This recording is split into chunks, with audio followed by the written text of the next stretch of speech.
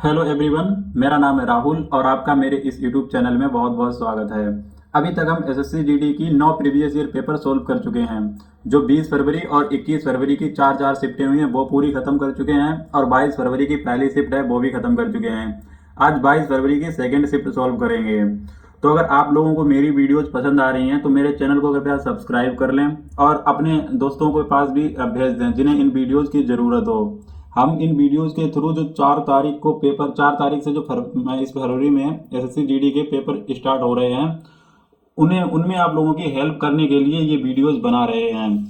और जो भी बच्चा इंटरेस्टेड हो वो पूरी प्लेलिस्ट मेरी चेक कर सकता है। जो 9 वीडियोज हैं वो पीछे मैं सोल्व कर चुका हूँ, पेपर जो सोल्व कर चुका हूँ। तो ये पूरी वीडियोज देख ले। अगर लगता है कि अगर वो हेल्प मिल रही है उसे तो 2x की स्पीड में देख ले, 1.5x की स्पीड में देख ले। लेकिन मुझे ऐसा लगता है कि आप लोगों को ये वीडियो जरूर देखनी चाहिए क्योंकि इससे ना एग्जाम में बहुत ही ज़्यादा आपको हेल्प मिलेगी। तो चलिए इस पेपर को भी सोल्व करते हैं। तो मैथ का मैं पहला क्वेश्चन सोल्व करता हूँ। देखिए, मैथ का जो पहला क्वेश्चन है वो कह रहा है कि x, y और z तीन छात्र हैं। x को y से 40% अधिक अंक मिले हैं। जैसे देखो, एक x है और y है और एक z है। कह रहा है जो x को y से 40% अधिक अंक मिले हैं, यानी कि अगर y को मिले हैं 5 अंक तो इसे x को कितने मिले हैं 7। वहीं फिर आगे बोला गया है और z से x को जो है x को y से 40% और z से 20% कम अंक मिले हैं। तो z मैं इधर ले लेता हूँ। 20% मतलब 20% जो होता है उसकी फ्रैक्शन वैल्यू क्या होती है 20% की 1/5। यानी कि अगर z को मिले हैं 5 अंक तो x को कितने मिले हैं 4। अब ये रेशियो मर्ज कर लो। कैसे करेंगे, 4 इधर कर दो, 7 इधर कर लो। ये हो जाएगा 7 पना 35, ये हो जाएगा 7 चौके 28 और यहाँ पे ये कितना हो जाएगा 4 पंचे 20। आगे क्वेश्चन में दे रखा है यदि y को 480 अंक प्राप्त हुए हैं, यानी y को यहाँ पे 20 हुए हैं। ऐसे अगर रेशियो में देखा जाए वैसे कितने मिले हैं 480। तो यहाँ से अगर एक की वैल्यू निकाली जाए तो कितनी आ जाएगी 24। 24 आ गई। आगे पूछा है जेड को कितने अंक मिले और जेड को यहाँ पे कितने मिले हैं 35। तो 24 इंटू 35 कर दो तो 24 पंचे कितने हो जाएंगे 120 और 24 यहाँ 72 और 72 के बाद 72 में 12 जोड़ दो कितने हो जाएंगे 84। 84 यानी कि 840 अंक मिले हैं उसे। कितने मिले हैं जेड को 840। तो ऐसे हम इसका सोल्यूशन कर लेंगे। ठीक है, नेक्स्ट क्वेश्चन देखते हैं। एक मिनट रुकना। दूसरा क्वेश्चन देखो। दूसरा क्वेश्चन कह रहा है एक व्यक्ति एक वस्तु खरीदता है और उसे 20% की हानि होती है, हानि पर बेच देता है। यदि वह एक वस्तु को 30% कम मूल्य पर खरीदा, मतलब उसने जो वस्तु खरीदी है उसे बेचने पर 20% की हानि हो चुकी है, लेकिन अगर वह 30% कम मूल्य पर खरीदता और उसे 125 रुपए अधिक पर बेचता तो उसे 50% का लाभ होता। तो वस्तु का क्रय मूल्य ज्ञात कीजिए, यानी सीपी। तो मैं यहाँ पे मान लेता हूँ उसका सीपी। मैंने मान लिया सीपी उसका है 100x। ठीक है, 100x मैंने सीपी मान लिया है। क्वेश्चन में बोला गया है वह 20% की हानि पर बेचता है। तो अगर 100x माना था तो उसने कितने की बेच दी होगी 80x पर। ठीक है, हानि पर बेचा है 20%। आगे देखो क्या कह रहा है कि यदि वह उस वस्तु को 30% कम मूल्य पर खरीदा, यानी अगर वो 30% कम यानी कि 70x पर खरीदता, ठीक है, खरीदा और उसे 125 रुपए अधिक पर बेचता। अभी उसने कितने की बेची है 80 की बेची है अभी, लेकिन वो बोल रहा है कि 125 रुपए अधिक पर बेचता, यानी कि वो कितने की बेचता 80x पर तो बेची है अभी उसने, लेकिन वो 125 रुपए और अधिक पर बेचने के बोल रहे वो बेचता। तो कह रहे हैं कि वह 50% अधिक लाभ अर्जित करता, 50% अधिक लाभ अर्जित करता। अब उसने वस्तु खरीदी कितने की है 70x पर। तो 70x पर अगर 50% लाभ निकाला जाए तो कितना होगा 3 यानी 2 पर बेचेगा 3/2 पर, 3/2 पर। ठीक है, तो देखो यहाँ पे 2 से काटेंगे तो कितना आ जाएगा 35x। 35x 3 का मल्टीप्लाई कर देंगे तो कितना आ जाएगा 105x। तो देखो ये दोनों इक्वल हो जाएंगे कि नहीं, क्योंकि यहाँ पे इसने 80x की मतलब पहले उसने बेची थी और 125 और अधिक करके बेची, तो उसने कितनी की बेचवाई 105x की। तो यहाँ से 80x अगर उधर जाएंगे तो कितने बचेंगे बताओ, यानी 25x बचेगा। तो उसकी वैल्यू कितनी आ जाएगी इधर से 125। ठीक है, तो x की वैल्यू यहाँ से निकालो कितनी आ जाएगी 5। पूछा क्या गया है क्रय मूल्य। क्रय मूल्य मैंने कितना माना था 100x। तो यहाँ पे 100x x की वैल्यू है 5, तो 5 से मल्टीप्लाई कर दो तो कितना आ जाएगा 500। ऐसे हो जाएगा इसका सोल्यूशन। ऐसे कर दो तो कितना आ गया 500 रुपए का क्रय मूल्य रहा होगा उसका। ठीक है, इस तीसरे क्वेश्चन पे आ जाओ। देखो कह रहा है एक वस्तु का अंकित मूल्य और विक्रय मूल्य दिया गया है कितना 7600, इधर 6688 रुपए। छूट प्रतिशत बताओ। तो अंकित मूल्य है और विक्रय मूल्य, छूट प्रतिशत पूछा गया है। देखो अंकित मूल्य इतना था, ये सब्ट्रैक्ट कर लो, यहाँ पे कितना बचेगा 2 1, यहाँ पे बचे हैं 75 और 75 से अगर 66 जाएंगे तो कितने बचेंगे 9, अपान में कितना आ जाएगा 7600 इंटू 100, डबल जीरो से डबल जीरो कट जाएंगे। अब देखो यहाँ पे 6 में कितने का मल्टीप्लाई करें 2 आ जाए, तो 2 से करेंगे तो 6 दूनी 12 होता है, यानी यही वाली हो गई। मल्टीप्लाई करके देख लो, डिवाइड करने की कोई जरूरत भी नहीं है, ठीक है। ऐसे कर सकते थे इस क्वेश्चन को। और देखो अगर कोई बच्चा थोड़ा इसमें अगर सोचना चाहे तो ऐसे भी सोच सकता था। जैसे देखो 7600 एमआरपी थी उसकी, कितनी थी 7600 एमआरपी थी, उस पर छूट दी गई है। मैं एक देखो ये लगभग वैल्यू जो दी गई है मैं मान लेता हूँ 10% आंसर होगा, मैंने मान लिया। अगर इसका 10% निकाला जाए तो कितने निकलेगा 760, यानी 760 की छूट दी गई है। अगर 7600 से 760 घटाया जाए तो कितना आएगा बताओ, 6600 आएगा क्या? 7600 से 700 ये लगभग जाएगा तो कितना जाएगा, ये मतलब जाएगा 6900 के करीब। अगर 10% की छूट होती तो उसे 6900 की बेचनी पड़ती, जबकि बेची कितनी है, बेची है 6688 की, यानी लगभग 6700 के बराबर बेची है। तो इसका मतलब क्या है कि छूट और ज्यादा देनी पड़ेगी, यानी ये भी आंसर नहीं होगा, ये भी आंसर नहीं होगा। और ज्यादा के लिए देखो थोड़ी ज्यादा देनी पड़ेगी, 16 कर दोगे तो बहुत ज्यादा छूट हो जाएगी, समझ रहे हो। तो आंसर कौन सा होगा, ये वाला। ऐसे अप्रोक्सीमेशन लगाते अगर तो हम ऐसे भी इस क्वेश्चन को मन में ही कर सकते थे, ऐसे सोच के देख कर, पेन भी नहीं उठाने की जरूरत पड़ती, ठीक है। तो ऐसे भी सोच सकते थे, मैंने एक तरीका बता दिया, आप लोग ऐसे ही कर लेना जैसे मैंने पहले बताया था। अगर आपको ऐसा लगता है कि नहीं भैया हम इतना नहीं सोच सकते तो आप ऐसे कर लो, लेकिन मैंने बताया जैसे मैं अगर सोचता हूँ, अगर एग्जाम में कैसे सोचता, बाई चांस ऐसे बन जाता, थोड़ा डिफिकल्ट हो जाता, कैलकुलेशन नहीं करती मुझसे, तो ऐसे हम सोच सकते थे, ठीक है। एक सोचने का तरीका बताया इसमें, ठीक है। इसमें देखो इसमें बोला गया है 12, 8 और 24 का महत्तम समापवर्तक। महत्तम समापवर्तक मतलब वो सबसे मतलब ऐसा फैक्टर जो हर एक में मिल जाए, सब हाईएस्ट फैक्टर भी उसे बोलते हैं, ठीक है।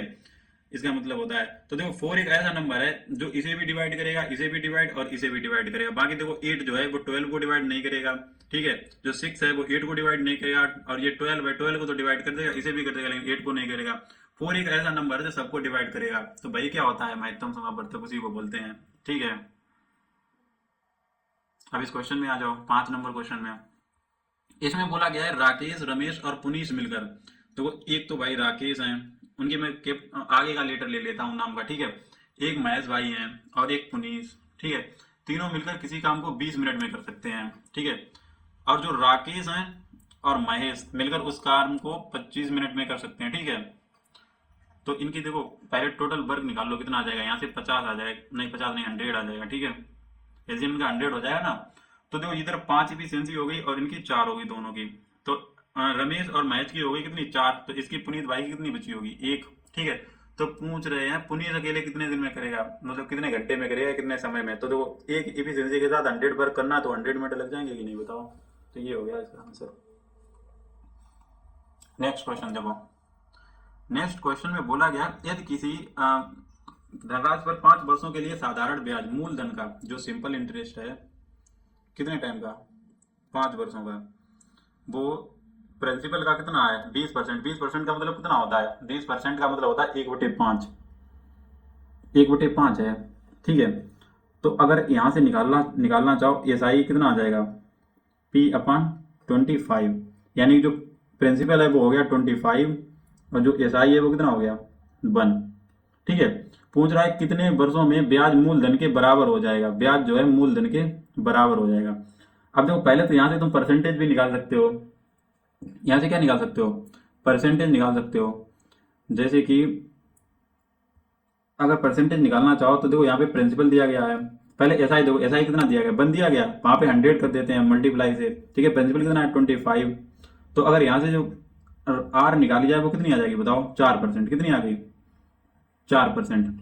अब यहाँ पे लगा देते हैं, वो बोल रहा है कितने वर्षों में जो ब्याज है मूलधन के बराबर हो जाएगा, यानी कि एसआई भी 1 रहे और प्रिंसिपल भी 1 रहे, कितने वर्षों में, तो हम इसमें फार्मूले में रख देते हैं। तो देखो यहाँ पे ऐसे लगाएंगे तो कितने वर्षों में टाइम पूछ रहा है, तो देखो टाइम इक्वल क्या होता है, जो टाइम इक्वल होता है वो क्या एसआई इंटू 100 अपान में कितना होता है प्रिंसिपल इंटू आर, यही तो होता है।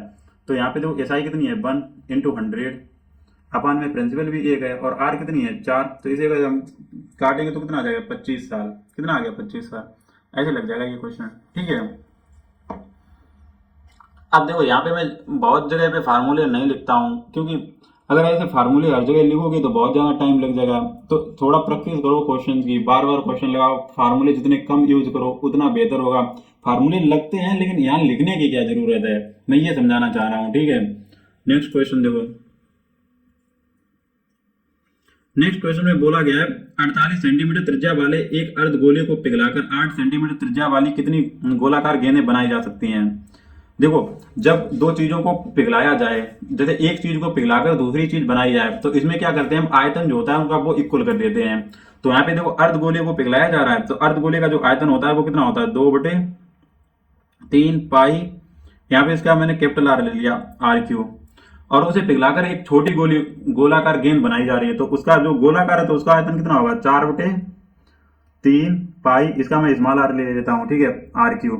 ये इक्वल होंगे। अब देखो अर्धगोला, जैसे अर्धगोला बड़ा है और गोली छोटी छोटी बन रही है, गेंदें जो छोटी छोटी बन रही है, तो वो संख्या में उनकी ज्यादा होगी, तो मैं उनकी संख्या मान लेता हूँ n संख्या, कितनी n, और ये दोनों क्या हो जाएंगे, इक्वल, क्योंकि जिस मतलब एक अर्धगोला से तो बनाई जा रही है गेंदें, तो इक्वल ही तो होंगे, उनका आयतन तो इक्वल होगा। तो यहाँ से देखो इस पाई से ये पाई कट गई, 3 से 3 कट गया, 2 1 2 और 2 2 4। तो देखो जो आर जो है सीधे आर पे डिपेंड कर रहा है, ठीक है। तो यहाँ पे RQ यानी जो बड़े गोले की त्रिज्या है अर्धगोले कितनी है, 48, तो उसका क्यूब हो जाएगा, तो मैं ऐसे लिख देता हूँ 48 × 48 3 बार, ठीक है। ये वाला दो देखो कहाँ पे आ जाएगा, नीचे, ठीक है। n चाहिए मुझे, संख्या चाहिए, ये वाला जो RQ है ये भी यहाँ पे नीचे जाएगा, तो इसकी वैल्यू कितनी है, 8, वो भी मैं लिख देता हूँ यहाँ पे। तो 8 × 8 × 8 3 बार लिख दूंगा। तो देखो 8 8 से काटेंगे तो ये 6 बार ये जाएगा, 6 बार ये जाएगा, 6 बार ये चला जाएगा, ठीक है। अब देखो 2 से काटेंगे इसको तो ये 3 बार चला जाएगा। अब मल्टीप्लाई को तो 6 36 और 36 3 कितना होता है, 108, कितना हो गया, 108। राइटिंग थोड़ी खराब हो रही है यार इस पे, ठीक है। तो कितनी गेंदें बनाई जा सकती हैं, वो 108 गेंदें बनाई जा सकती हैं, ठीक है। मुझे उम्मीद है मैं ये क्वेश्चन जो करा रहा हूँ आप लोगों को हर एक क्वेश्चन समझ में आ रहा होगा। अगर कोई क्वेश्चन नहीं समझ में आता है तो आप प्लीज़ कमेंट में ज़रूर मुझे बताएं कि मैंने यहाँ पे अच्छे से एक्सप्लेन नहीं कर पाया, या कोई भी जो प्रॉब्लम तुम्हें लगी हो तुम कमेंट करो एक बार और बताओ मुझे, तो मुझे भी पता लगे मैं कहाँ पे कमी करता हूँ या कहाँ पे एक्सप्लेन नहीं कर पा रहा हूँ, तो कमेंट में बता दिया करो, ठीक है। इस क्वेश्चन को देखो, इसमें बोला है किसी धनराशि पर 8 वर्षों के लिए 10% वार्षिक ब्याज की दर से जो साधारण ब्याज दिया गया है। अब देखो 8 साल में अगर 10% के हिसाब से साधारण ब्याज पड़ेगा तो कितना पड़ जाएगा बताओ, 80% पड़ेगा, 80%। और भाई दिया गया कितना, 8000। तो यहाँ से देखो 1% की वैल्यू आ जाए, कितनी आ जाएगी बताओ, 100 आ गई। तो यहाँ पे जो धनराशि यानी 100% होता है प्रिंसिपल, तो वो कितना हो जाएगा बताओ, 10,000 हो जाएगा। जो प्रिंसिपल है वो कितना हो गया, 10,000। अब आगे बोला गया है उसी धनराशि पर 3 वर्षों के लिए 10% की दर से वार्षिक चक्रवृद्धि ब्याज पहुंच रहा है। तो अब 10% की 3 वर्ष का जो इफेक्टिव रेट होता है, पता नहीं कितने बच्चों को पता है, वो होता है 33.1%। कितना होता है, 33.1%। अब ब्याज पूछ रहा है तो समझो मुझसे कितने की वैल्यू पूछ रहा है, 33.1% की वैल्यू पूछ रहा है, 100% की दी गई है। या यहीं से कर सकते थे, 1% की वैल्यू कितनी है 100, और 33.33% की 33.1% की पूछ रहा है, तो 1% की मुझे दे रखा है कितनी है, 100। तो यहाँ पे रख देंगे तो 1 पॉइंट से 1 पॉइंट कट जाएगा, तो कितना आ जाएगा, 3310। आंसर कितना आ जाएगा, 3310 हो गया। देखो एक बात बताएं सही से, यहाँ पे जैसे कि यहाँ पे बोला था 3 वर्षों के लिए 10% वार्षिक ब्याज की दर से, जैसे ही 10% और 3 साल के लिए बोला, तो आप लोगों को 10% की 3 साल की जो इफेक्टिव रेट है वो पता होनी चाहिए थी। अब मैं अगर बताऊं पर्सनली, तो मैं यहाँ पे जैसे मैंने देखा 331, तो मैं सीधे आंसर मार सकता था, क्योंकि मुझे पता है जो 10 साल का जो इफेक्टिव 3 सालों के लिए 10% का जो 3 सालों के लिए इफेक्टिव रेट होता है वो 33.1 होता है। तो भाई देखो यहाँ पे बन गया था, भाई पूछा था तो मुझे सोल्व करने नहीं था, ऐसे लगा देते मैं, समझ रहे हो। तो थोड़ी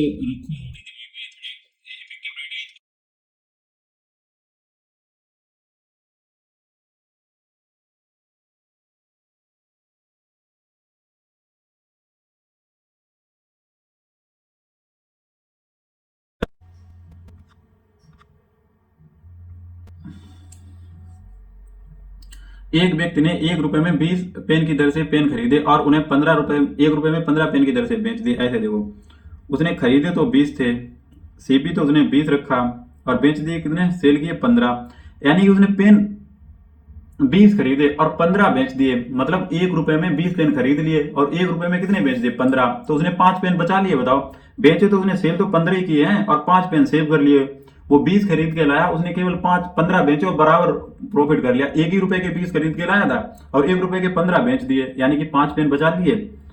5 पेन क्या कर लिए, बचा लिए। और कितने पर, 15 ही तो बेचे हैं उसने, तो यही हो गया। तो 1 बटे क्या बनेगा, 3, और 1/3 क्या होता है, 33 सही 33 सही 3-3%, या मतलब 33 सही 1/3 या 33.33%। ठीक है।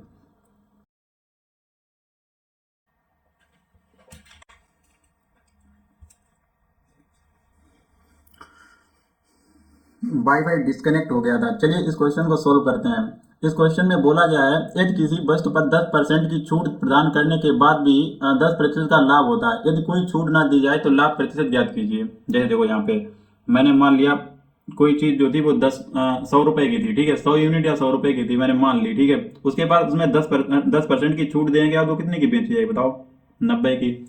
लेकिन उसने क्वेश्चन में बोल रखा है, उसने क्वेश्चन में क्या बोल रखा है कि उसे फिर भी 10% का लाभ होता है, यानी कि उसने इसे कितने में बेच दिया, 110 में बेच दिया है, ठीक है। मैंने ये उसका मान लिया एमआरपी था, क्या था, एमआरपी, ठीक है। उसने उसे 10% की छूट यानी 90 पे बेचा था, फिर भी उसे 10% का लाभ हुआ है, तो यानी 110 में बेच दिया होगा कि नहीं। तो यहाँ से इसका क्रय मूल्य निकाला जाए, तो 100 का वैल्यू निकाला जाए, तो यहाँ पे 110 कहाँ पे आ जाएंगे, बटे में, तो जीरो से ये जीरो कट जाएगा। तो ये इसका क्या हो गया, कॉस्ट प्राइस। मैंने ये क्या निकाल लिया, कॉस्ट प्राइस। इसका जो कॉस्ट प्राइस आया है वो कितना आया, 900/11, ये आ गया इसका कॉस्ट प्राइस, ठीक है। तो उसका एमआरपी था 100 और कॉस्ट प्राइस कितना आ गया, 900/11। तो इसका अगर मैं रेशियो बना लूं, इन दोनों का एमआरपी और सीपी का रेशियो बना लूं, तो देखो ये जीरो से जीरो कट जाएंगे यहाँ पे, ठीक है। और ये रेशियो अगर बना रहे हैं तो 11 इधर चला जाएगा, यानी एमआरपी हो गया 11 और उसका सीपी कितना हो गया, 9, यानी कि जो एमआरपी 11 हो गया और सीपी उसका कितना हो गया, 9। आगे सवाल में बोला गया है, यदि कोई भी छूट ना दी जाए तो लाभ प्रतिशत ज्ञात कीजिए। तो देखो, अगर उसकी सीपी जो थी 9 थी, तो उसने उसे कितने में बेच दिया, छूट कोई नहीं दे रहा, उसने 11 एमआरपी डाल रखे हैं और 11 की 11 में बेच देगा, तो 2 का लाभ लेगा कि नहीं, और कितने पे लेगा, 9 पर, 9 पर लेगा। तो कितना हो गया, 2/9 हो गया और 100% कर देंगे इसे, ठीक है। तो जो 1/9 होता है वो कितना होता है, 11.11% होता है कि नहीं, और 2 से मल्टीप्लाई, तो कितना हो जाएगा, 22.22% हो गया कि नहीं हो गया। तो ये हो जाएगा आंसर। ऐसे कर लो क्वेश्चन, ठीक है। नेक्स्ट क्वेश्चन देखो, सिंप्लीफिकेशन का क्वेश्चन है, इसे भी कर लो। देखो, क्वेश्चन सोल्व करने से पहले तो एक बार ऑप्शन पे भी नजर डाला करो। यहाँ पे देखो सारे ऑप्शन जो है इनके यूनिट डिजिट देखो सारे अलग अलग हैं कि नहीं है। तो यानी कि हम इस पूरे क्वेश्चन को सोल्व नहीं करेंगे। तो कैसे करेंगे, ये मैंने 7 से काटा, 2 बार चला गया, ठीक है। और 2 का इसे गुणा करेंगे 5 से, तो 0 हो गया, यहाँ पे 10 होगा, यानी कि 0 बन गया। अब इधर देखो, अगर 5×3 = 15 यानी कि 5 यहाँ से बनेगा यूनिट डिजिट, यहाँ पे करेंगे 6, ये कितना बन गया, 6। तो देखो यहाँ पे 6 है, ये बीच में प्लस है, 6 और 5 11 हो गए, 11, 11 का एक यूनिट डिजिट होगा, अब उसमें से 0 जाएगा, तो 0 जाएगा, कितना बचेगा, 1 ही तो बचेगा। अगर 1 से 0 सब्ट्रैक्ट करोगे तो 1 ही तो बचेगा, यानी कि जो यूनिट डिजिट आ रहा है वो कितना आ रहा है, 1। तो आंसर कितना हो जाएगा, 1। फालतू में इतना कैलकुलेट करोगे, 42×3 करोगे, 25 या 75 करोगे, बाकी फिर माइनस करते घूमोगे, इतना करने की क्या जरूरत है। जब पता है यूनिट डिजिट अलग अलग है, तो इनके केवल यूनिट डिजिट उठाओ ना, यहाँ से 2 उठाओ, 3 उठाओ, यहाँ से 5 उठाओ, ऐसे उठा लो, कर लो, जैसे मैंने बताया। सोल्व करने की कोई जरूरत ही नहीं थी, वैसे टाइम लगेगा अगर सोल्व करोगे, तो ऐसे कर लो इस क्वेश्चन को, ठीक है। अब इस क्वेश्चन में कुछ ऐसा बताने को तो है नहीं, मैं कैलकुलेशन करके दिखाऊं कि नहीं ऐसे बता दिया, वैसे भी बताओ, टाइम खराब करो फालतू में, ठीक है। नेक्स्ट क्वेश्चन देखो, कह रहा वह न्यूनतम संख्या कौन सी है जो इतने 27, 36, 56, 12 और 10 से पूरी तरह विभाज्य है। 10 से भी विभाज्य है, अब सोच लो, 10 से अगर कोई संख्या कब विभाज्य होगी, 10 से कभी कोई संख्या जब ही विभाज्य हो सकती है जब उसका लास्ट डिजिट कौन सा होना चाहिए, 0 होना चाहिए। अब बताओ इसमें क्या 0 आ रहा, गलत हो गया, इसमें 0 है, गलत हो गया, इसमें 0 है, नहीं है ना, 0 केवल एक ही में आ रहा। तो 10 से कोई भी संख्या, कोई भी नंबर जब भी डिवाइड होगा जब उसके लास्ट में कितना होगा, 0। तो 0 एक ही में, तो यही आंसर हो गया, सोल्व करने की इसे भी जरूरत नहीं है। अब देखो इस क्वेश्चन में कह रहा है एक कक्षा के 14 विद्यार्थियों का औसत, यानी कि 14 विद्यार्थी हैं, कितने हैं स्टूडेंट जो हैं वो 14 हैं, उनका औसत कितना, एवरेज कितना है, 17। आगे बोला गया यदि उस कक्षा में 32 वर्ष की आयु का एक नया लड़का शामिल हो जाता है। अब बताओ, एक लड़का आया, पहले 14 थे, अब लड़के कितने हो जाएंगे, 15 हो जाएंगे कि भाई, बताओ 15 हो जाएंगे कि नहीं। अब बोल रहा है इन 15 विद्यार्थियों की औसत आयु कितनी होगी। अब देखो इसे भी सोल्व नहीं करना है, इसमें थोड़ा दिमाग लगाओ। जैसे देखो वो लड़का जो आया है उसकी एज कितनी है, 32 है कि नहीं है, सोचने वाली बात है। अगर 32 एज है, अब भाई 15 लड़के हो गए, पहले उनकी एज कितनी कितनी थी, 17 थी, अब 15 लड़के हो गए टोटल। तो अगर उसे अपनी औसत एज 17 रखनी है तो इसे भी अभी 17 तो इसे चाहिए चाहिए। तो अगर 32 से हम 17 माइनस कर दें तो मेरे पास कितने बचेंगे, देखो 15 बचेंगे। मतलब कि ये जो 15वां लड़का आया है अपने पास ये 17 एज रख लेता है, अपनी एज इसकी है 32, ये 17 अपने पास रख सकता है, इसने 17 रख ली। उसके बाद भी इसके पास 15 15 ईयर है एज, मतलब 15 इसकी बची हुई है, तो वो क्या कर सकता है, 15 लड़के हैं सबको एक एक दे दे, सबको एक एक दे सकता है कि नहीं। ये 14 लड़के हैं इन्हें भी एक एक दे देगा हर किसी को, और एक अपने पास भी रख लेगा, क्योंकि अभी इसके पास 15 साल और हैं। तो सोचो इसने एक दी है तो इनके 17 में एक ऐड हो जाएगा कि नहीं। और इसने अपने पास 17 रखी थी और एक इसके पास और बच गया, तो एक यहाँ भी रख लेगा, यानी कि जो औसत एज है वो कितनी हो जाएगी, 18। ऐसे कर दो, माइंड से करने वाली ये क्वेश्चन है, पेन चलाने की क्या जरूरत है इन क्वेश्चन में। देखो नेक्स्ट क्वेश्चन, तीन संख्याओं का योग जो है वो 123 है। कितना है, 123। उसमें बोला गया है पहली और दूसरी संख्या के बीच का अनुपात। देखो मैं इस क्वेश्चन को सोल्व कर देता हूँ, लेकिन इसे भी बताऊंगा ऑप्शन से कैसे कर सकते हैं, नहीं तो काफी लड़के ये सोच के भाग जाएंगे, ये तो सोल्व भी नहीं करते ज्यादा क्वेश्चन। तो पहली और दूसरी का कितना है, क्या यार ये तीन कैसा बन गया मुझसे।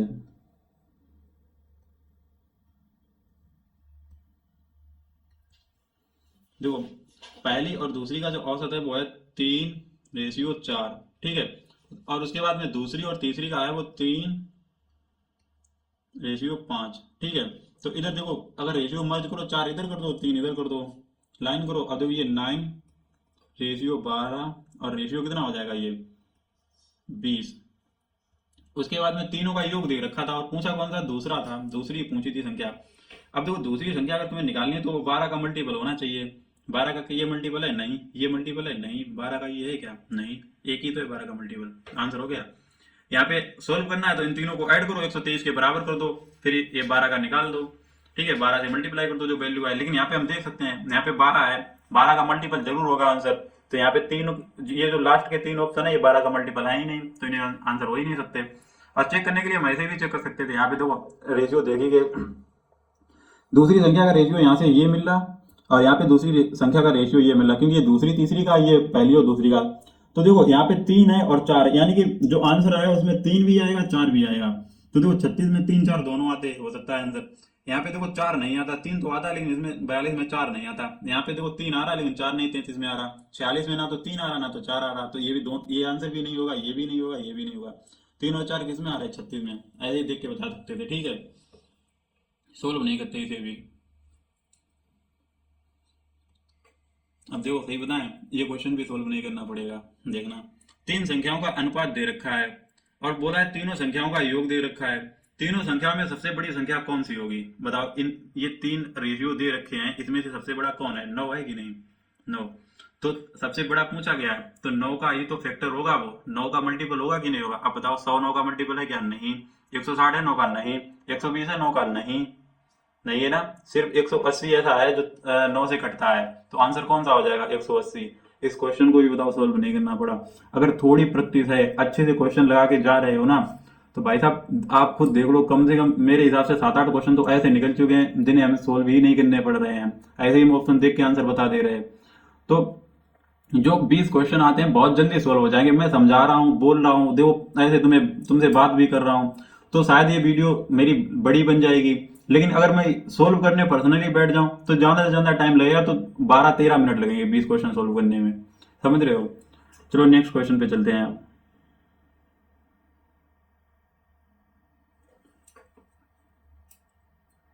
जो इसमें बोला गया है, एक नाव एक समान चाल से 54 किलोमीटर की दूरी तय करती है। यदि नाव की चाल 3 किलोमीटर प्रति घंटा की वृद्धि कर दिया, उसकी चाल में 3 किलोमीटर प्रति घंटा की वृद्धि कर दिया, तो समान दूरी तय करने में 3 घंटे कम समय लगते हैं। तो नाव की चाल कितनी है, मूल चाल, पहले की चाल। तो आंसर जो ऑप्शन तो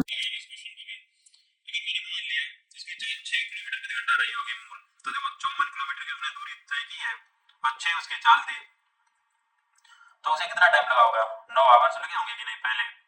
फिर उसके उसने बोला है अगर उसकी चाल 3 किलोमीटर प्रति घंटे बढ़ा दी है, तो बताओ मैंने 6 पहले मानी थी, तो 6 को अगर 3 बढ़ा दोगे तो कितनी बढ़ के हो जाएगी उसकी चाल, 9। अब वो 54 किलोमीटर की दूरी कितनी देर में तय कर देगा, 6 घंटे में। 6 घंटे में करेगा कि नहीं? अब बताओ, पहले उसे 9 घंटे लग रहे थे, अब कितने लग रहे हैं? 6 घंटे, यानी उसका जो टाइम है कितना कम हो गया? 3 आवर्स हुआ कि नहीं हुआ? और जो क्वेश्चन में भी बोला है कि 3 घंटे कम हुआ था, तो यही आंसर हो गया कि नहीं बताओ? मतलब मेरा ऑप्शन मैच कर गया, तो यही वाला क्या हो जाएगा आंसर। ठीक है, ऑप्शन से ये भी हो गया। कितने क्वेश्चन आ रहे हैं जो सिर्फ ऑप्शन से हो रहे हैं।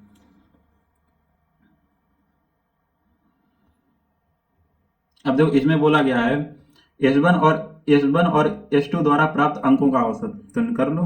S one plus S two, इनके अंकों का औसत, यानी कि 2 से डिवाइड, 2 है तो 2 से डिवाइड हो जाएगा।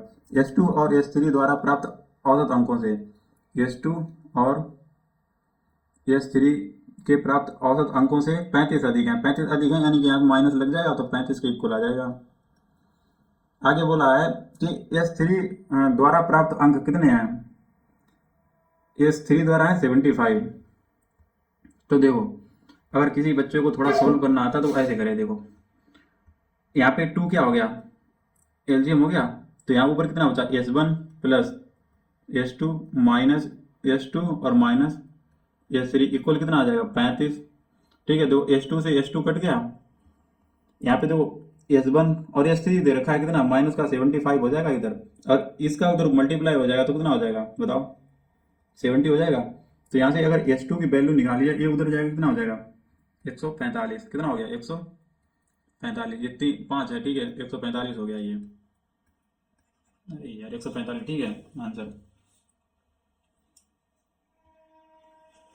इस क्वेश्चन में बोला गया है कि एम के किस मान के लिए ये जो नंबर दे रखा है 9 से विभाज्य होगा। 9 से विभाज्य कब होगा? ये सारे जो नंबर दे, मतलब इसमें जो डिजिट दे रखे हैं, इन्हें तुम ऐड करो, इनका सम करो, वो 9 से कटना चाहिए। यानी कि यहाँ पे देखो, 5 और 8 13, 13 और 5 18, यानी 18 है, 9 से कट जाएगा तो इसे काट दो, फिर बचा कितना? 2 और 4 6। अब 6 में कितना ऐड करो कि 9 से डिवाइड हो जाए, यानी कि 3 ऐड कर दो, यानी ये वैल्यू 9 बन जाएगी। 9 को 9 से डिवाइड करेंगे, यानी 3 चाहिए, एम की जगह पे 3 और आ जाए तो 9 से डिवाइड हो जाएगा। ठीक है,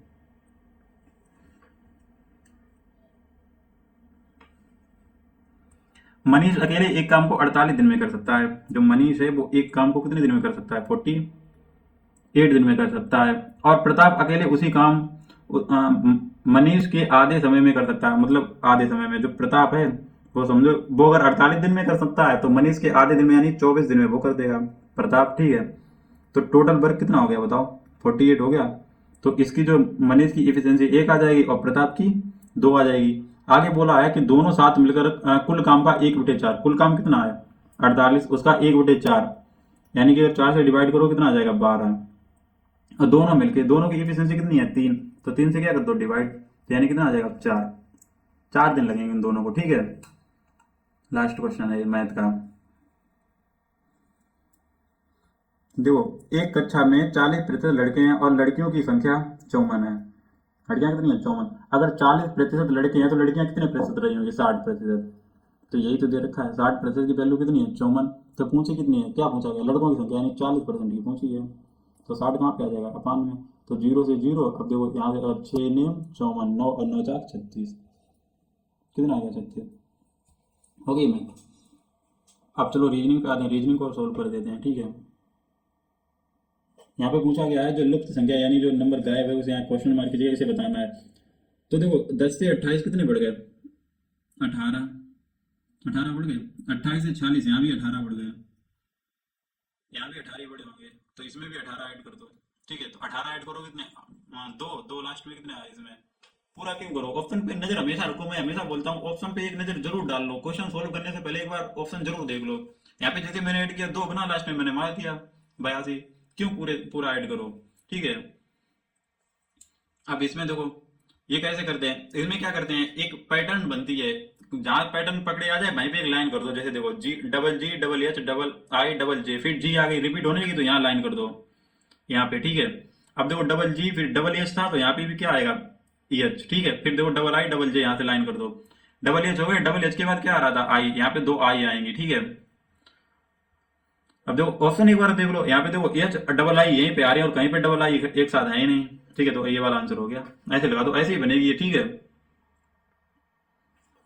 अब ये क्वेश्चन देखो, 5 मित्र हैं, प्रिया, राहुल, सुरेश, टीना, वरुण, एक वृत्ताकार मेज की ओर मुख करके बैठे। पहले वृत्ताकार मेज बना लो। 5 लोगों ने बैठाओ पहले, 1 2 3 4 5 बिठा दिए। अब क्वेश्चन देखो क्या कह रहा है। वरुण जो है, वरुण जो राहुल के ठीक बाईं ओर बैठा है, मान लो राहुल यहाँ पे बैठ गया, मेरा नाम भी राहुल ही है, ठीक है, राहुल यहाँ पे बैठ गया, ठीक है। उसने कहा है वरुण जो राहुल के ठीक बाईं ओर बैठा है, राहुल का बायां किधर होगा, इधर, तो वरुण कहाँ बैठ जाएगा, वरुण यहाँ पे बैठ जाएगा, ठीक है। बैठा है टीना के दाईं ओर से दूसरे स्थान पर बैठा है। अब टीना के दाईं ओर से बैठा है दूसरे स्थान पर, तो टीना कहाँ बैठेगी यहाँ पे, टीना के दाईं ओर से दूसरा हो गया वरुण की, नहीं बैठा है। सुरेश वरुण के बगल में नहीं बैठा है, तो सुरेश यहाँ नहीं बैठेगा, सुरेश कहाँ बैठेगा यहाँ पे, सुरेश अगर भाई यहाँ पे आ गया, बाकी बाद में एक लड़का जो बचा है, कौन बचा है, प्रिया लड़की बची है, यहाँ पे बैठ जाएगी, प्रिया यहाँ पे बैठ जाएगी। तो पूछ रहा है राहुल के बाईं ओर से दूसरे स्थान पर कौन बैठा है, राहुल के बाईं ओर से दूसरे स्थान पर प्रिया बैठी है, देखो कौन बैठी है, प्रिया। एक और क्वेश्चन आ गया सीटिंग अरेंजमेंट का, देखो इसमें क्या बोला गया है, 6 सहकर्मी पीटर, क्वीन, रेचल, सेम, टीना, टीना इसमें भी है, और यूलिसिस एक घेरे में केंद्र से बाहर की ओर। अब देखो बाहर की ओर बैठे हैं तो थोड़ा इसमें डिफिकल्ट तो नहीं होता, लेकिन ध्यान देने की जरूरत होती है। अब 6 लोग हैं तो 1 2 3 4 5 6। अब याद रखो जब केंद्र से बाहर की ओर मुख करके बैठे हैं तो यहाँ पे लेफ्ट राइट हो जाता है और राइट लेफ्ट की तरह वर्क करता है, ठीक है, याद रखो। यहां से पढ़ेंगे, देखो क्या बोल रहे हैं। पीटर है किन के ठीक दाईं ओर बैठा है, ठीक दाईं ओर, मान लो किन यहाँ पे बैठ गया मेरा, ठीक है, पीटर उसकी दाईं ओर बैठा है, तो दायां किधर होगा, इधर होगा। अब दायां, वैसे दायां इधर होता लेकिन अब दायां इधर हो जाएगा, तो पीटर कहाँ बैठेगा, पीटर यहाँ पे बैठेगा, ठीक है, पीटर यहाँ बैठ जाएगा। आगे पढ़ो, दाईं ओर बैठा है। टीना जो है पीटर के बगल में नहीं बैठी है, तो टीना यहाँ नहीं बैठ सकती, इधर कहीं भी बैठे।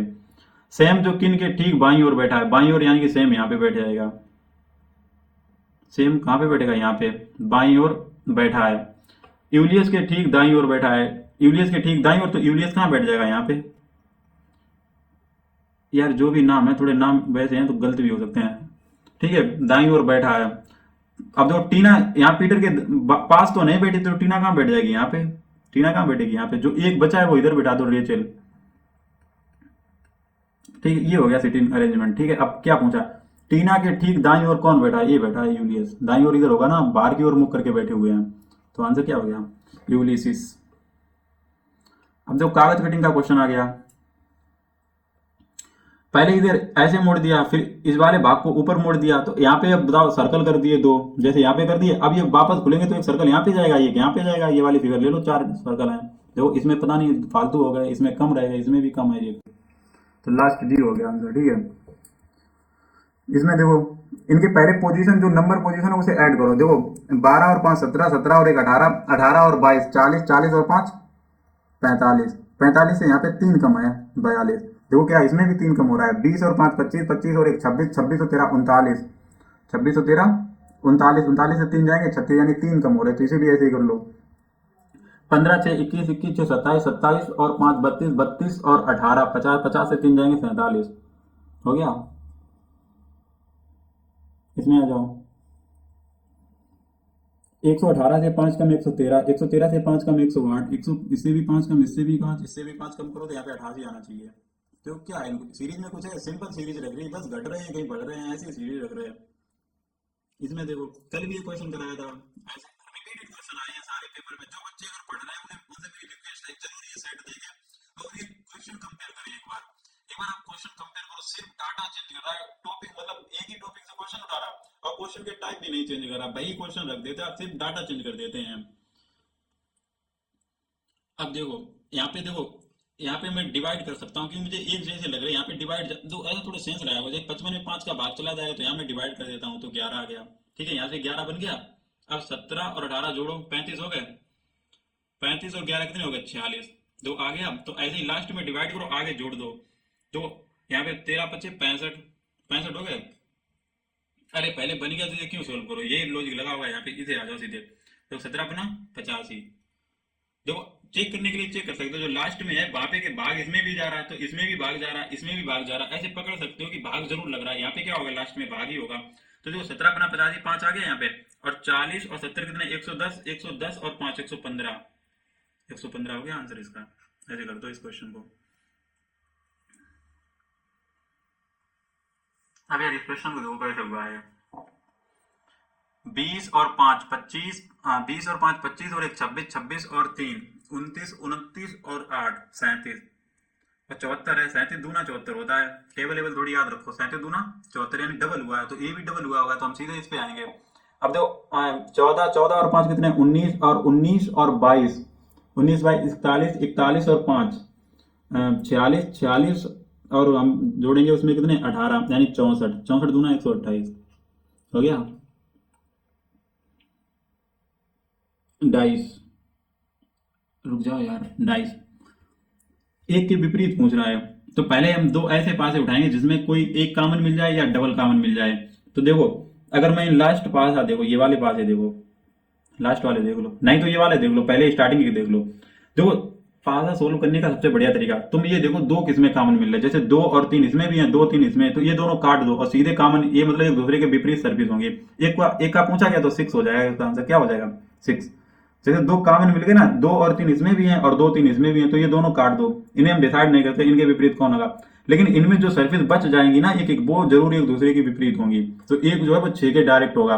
अगर हम इन दोनों से देखना चाहें, जैसे लास्ट वाले से, ठीक है हम लास्ट से देखना चाहते हैं, तो देखो एक एक कॉमन है, तो मैं ऐसे लिखूंगा, जैसे क्लॉक वाइज लिखते हैं। जैसे इसमें देखो एक लिख दिया, ऐसे घूमेंगे, फिर 4 लिखेंगे, फिर 5 लिखेंगे। इस वाले में भी ऐसे लिखेंगे, देखो पहले 1 लिखेंगे, फिर 3 और फिर 2। तो इसका मतलब है 5 के विपरीत में 2 हो गया, 4 के विपरीत में 3, अब 1 बचा, तो एक नंबर भी बच गया क्या 6, तो इसके विपरीत में कौन रहा होगा 6। ऐसे कर देंगे इसको, ठीक है। दोनों तरीके बता दिए, दो सर्विस कॉमन मिल जाए तो दो जो एक बचेगी दोनों में एक एक भाई एक दूसरे के विपरीत हो जाएंगे। अब देखो इस क्वेश्चन में दिए गए शब्दों को अंग्रेजी क्रम में विभजित करने में शब्द को अंग्रेजी शब्दकोश के अनुसार कौन आएगा। पढ़ने की जरूरत नहीं होती है, बता दे रहे रोज, अगर ये सेट में आ रहे हैं तो इतना ध्यान रखो। मैं एग्जाम टाइम में भी जब तुम पेपर स्क्रीन पे आए तो ये पढ़ने की कोई जरूरत नहीं है, एक बार सिर्फ इतना पढ़ो, ये स्टार्टिंग से मत पढ़ो। ये देख लो पहला पूछ रहा दूसरा या सबको एक तरह से व्यवस्थित करा रहा, तो बस वैसे ही कर दो। तो देखो इसमें देखो डी डी डी हर किसी में, उसके बाद में ई भी सेम है, आगे बी भी सेम है, अब उसके बाद देखो ए इसमें आ रहा, यानी 5 तो पहले नहीं हो सकता है। हम पहले चेक करेंगे 1 और 3 में, क्योंकि ऑप्शन के हिसाब से तो 1 और 3 पहले हैं, तो 1 और 3 को हम पहले चेक करेंगे। तो डी ई बी सेम है, इसमें ए है, इसमें ए है, इसमें टी आ गया, आर तो आर पहले आता है, आर पहले आता, एक तो पहले आ ही नहीं सकता, टी पहले नहीं आ सकता, तो ये बन वाले कट जाएंगे, ये दोनों आंसर नहीं हो सकते, ठीक है। उसके बाद में तो 3 में 2 है, 2 है, एक है, एक है। अब 4 और 5 में देख लो, 4 और 5 में तो देखो डी ई बी सेम है, फिर इसमें ए आ रहा, इसमें ई आ रहा, तो यानी 4 पहले आ जाएगा क्या, 4 कौन सा आएगा, 4 पहले नंबर पे आ जाएगा, तो यानी कि ये 5 वाला ये भी नहीं हो सकता, तो ये आंसर हो गया। ऐसे किया करो, कंपेयर किया करो, पूरे मत मैच किया करो। अब इसमें देखो, इसमें ये जो है ना ऐसे घूम रहा है एंटी क्लॉकवाइज, ये कि यहाँ पे आ गया, फिर यहाँ पे, फिर अब ये यहाँ पे आ गया, अब कहाँ जाएगा यहाँ पे, यानी ये जो है वो यहाँ पे जाएगी सर्विस। तो ये वाला आंसर नहीं हो सकता, ये वाला नहीं हो सकता, इन दोनों में से हो सकता है। अब इसे देख लो, अब ये ए बी एंटी क्लॉकवाइज घूम रहा है, तो ये यहाँ पे पहुंचेगा, अब ये कहाँ पे पहुंचेगा ऊपर, यानी यहाँ पे एरो पहुंचेगा पहुंचेगा नहीं यार ऊपर तो नहीं गया, ये यहाँ पे गया। अच्छा, ये जाके वापस आ जाता है, मतलब ये पहले इधर गया फिर इधर ऐसे आ गया वापस, तो ये भी यहाँ पे वापस लौट आएगा, तो यहाँ पे आ जाएगा नीचे, ठीक है। ये हो गया, अगर ऑप्शन पहला मिल जाता तो गलत हो जाता पहली बार में। अब इस क्वेश्चन को देख लो, इसमें ऑप्शन मतलब साइन जो है वो चेंज करने होते हैं। अब मैं यार एक एक करूंगा तो भी टाइम लग जाए, तो मैं इसे ऑप्शन को आंसर को एक चेक करके बता देता हूँ।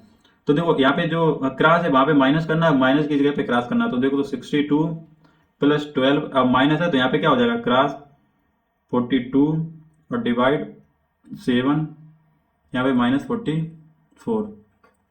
अब देखो 7 से काटोगे ये 6 बार चला जाएगा और ये 72 हो जाएगा, ठीक है 72। और यहाँ पे 44 है माइनस का, यहाँ 44 है माइनस कर देते हैं, तो देखो यहाँ 12 से 4 जाएंगे 8, ठीक है 8 बचेगा। तो देखो यहाँ पे हम ऐसे कर सकते थे, 8 बचा यहाँ पे और इसे ऐड करना था, यहाँ देखो 0 बन गया, नहीं तो पूरा भी कर सकते थे, करने के लिए इसे पूरा भी कर सकते हैं। 38 बचेगा, 38 और 62 कितने हो जाएंगे 90, 28 बचेगा, कितना हो जाएगा 90। तो ये वाला ऑप्शन हो गया ठीक, ठीक है।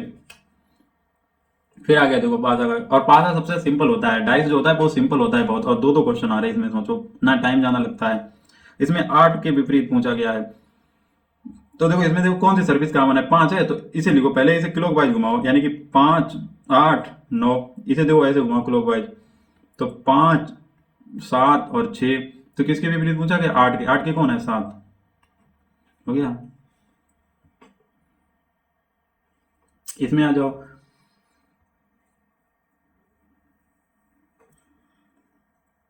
बोला गया है, अब देखो एक दूसरे से इंटरचेंज लग रहे हैं मुझे, सी जो है पीछे कर दिया, ये इसे मतलब चेंज कर दिया, तो यहाँ पे देखो क्या हो जाएगा, एफ इधर आ जाएगा और ई ऐसे हो जाएगा, फिर यहाँ पे तो ओ ऐसे आ जाएगा, एफ ऐसे हो जाएगा, फिर टी, फिर आर, लास्ट में यार स्टार्टिंग में लास्ट में एफ, ये देखो एफ ई, और फिर नहीं नहीं नहीं,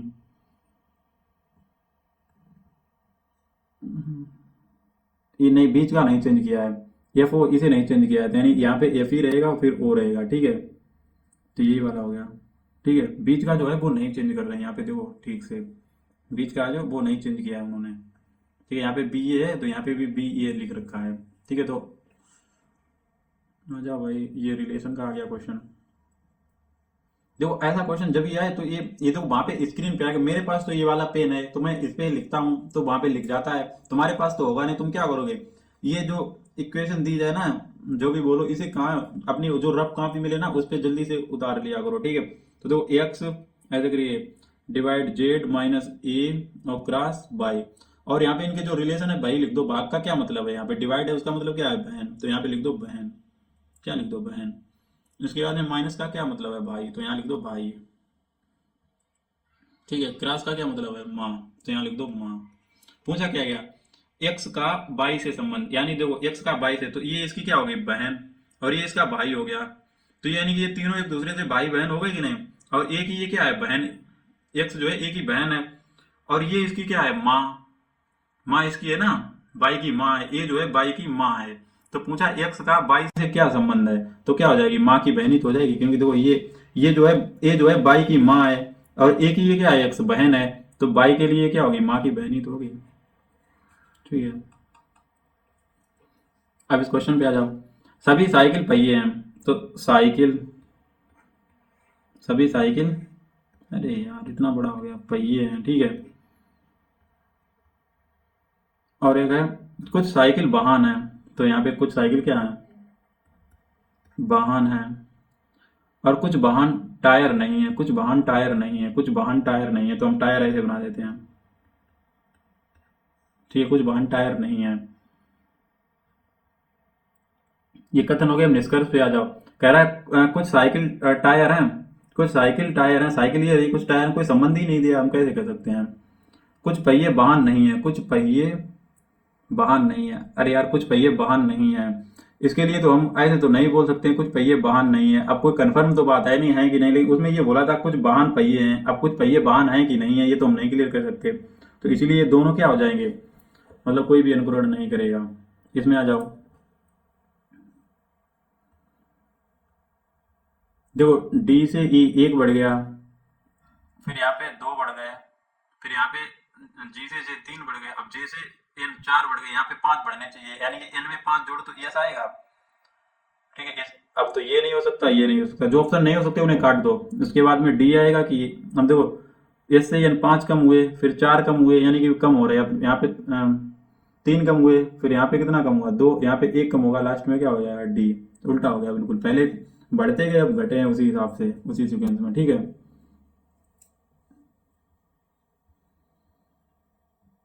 देखो ऐसे क्वेश्चन कोडिंग के जैसे यहाँ तुम पहले उनमें ये देखा करो, जो जैसे यहाँ पे कोई वर्ड दे रखा है, ठीक है, कोई लेटर से मिलके एक वर्ड बना है, ये जो वर्ड और जो बना है चेंज हुआ है, वो उसके जो लेटर आए हैं वो सेम है क्या, देखो यहाँ पे देखो सारे लेटर वही हैं, लेकिन बस आगे पीछे कर दिए, इतना जरूर देख लिया करो, अगर चेंज हुए हैं जैसे तो पता चलेगा कि उसमें कुछ बढ़ाया है या कम किया है क्या, या अपोजिट किया है, लेकिन इसमें क्या है उनकी पोजीशन चेंज कर दी है, जैसे देखो टी आर पहले आ गया, तो टी आर जो लास्ट से जो इनकी पोजीशन ये थी ये पहले उठा के रख दी, तो हम ऐसे यहाँ पे देखो टी और ई है, इसे हम पहले रखेंगे, समझे। अब उसके बाद में ओ एन आया, ओ एन क्या लास्ट की चीज उठा के यहाँ पे कर दी, तो यहाँ पे लास्ट पे आर एस है तो आर एस यहाँ पे कर देंगे। ठीक है, उसके बाद में देखो सी ई, सी ई क्या है, सी और ई, सी और ई, तो देखो यहाँ पे ये रही सी, यानी इनकी पोजीशन चेंज है, सी और ई की क्या है पोजीशन, जैसे यहाँ पे जो एन सी है तो यहाँ पे क्या हो गया होगा, देखो सी एन हो गया, यानी उल्टा कर दिया गया, तो जहाँ यहाँ पे ये है यू एस, तो क्या हो जाएगा एस यू हो जाएगा, ये क्या हो जाएगा एस यू, ऐसा देखो मैच करो, यहाँ तक मैच हो रहा है, लास्ट वाला और देख लो, फिर लास्ट में क्या गया एल ई, एल ई, यानी इनकी भी पोजीशन चेंज हुई है, तो यहाँ पे एल सी होगा, क्या होगा एल सी, तो हो गया ये वाला, बन गया, देखो मैच करके आप लास्ट देख लो, ये तो बिल्कुल ही सिंपल आ गया। यहाँ पे देखो इस कॉर्नर पे आ गया, इस कॉर्नर, अब इस कॉर्नर पे जाएगा ऊपर ऐसे, ठीक है। अब देखो इक्वल इक्वल इक्वल यहाँ पे आ जाएगा, इक्वल इधर साइड, इक्वल कहाँ पे आएगा यहाँ पे, यानी कि एक दूसरे के ऊपर, ये दो आ गए, तो हो गए 20 के 20 क्वेश्चन। तो चलिए भाइयों, ये पूरा सेट मैंने सोल्व करा दिया है। अगर आपको वीडियो अच्छी लगी हो तो प्लीज यार सब्सक्राइब ना किया हो तो सब्सक्राइब कर लो, लाइक कर दो, एक कमेंट प्यारा सा कर दो। अगर मैंने आपके लिए मेहनत की है, अगर मेरी मेहनत पसंद आई है तो यार एक कमेंट तो करो, मेरी मतलब अप्रिशिएट तो करना चाहिए किसी की मेहनत मेहनत का, ठीक है। और अपने दोस्तों के पास भेज दो मेरी वीडियोज, तो थोड़े सब्सक्राइबर बढ़ जाएं कुछ, ठीक है। धन्यवाद।